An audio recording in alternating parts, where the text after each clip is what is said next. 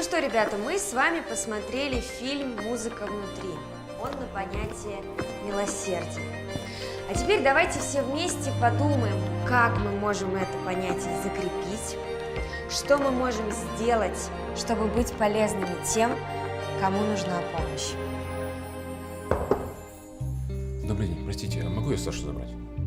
Да, конечно, Саш, ты можешь идти. До свидания. До свидания. Вы извините, мы опаздываем. До свидания. Всего доброго.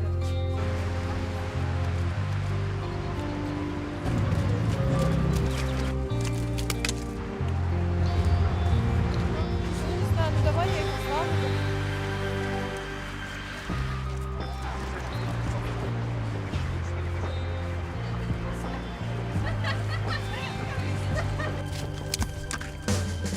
Саш, давай быстрее.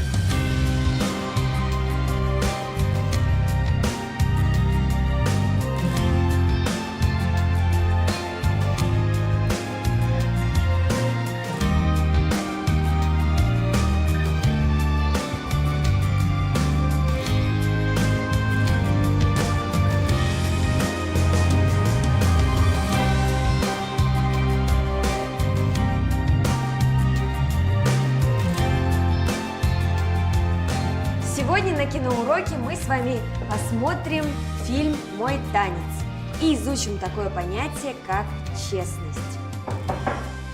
Здравствуйте, а вы за Сашей? Здравствуйте. Нет, а можно у меня тоже дочка кино посмотрит? Конечно. Привет.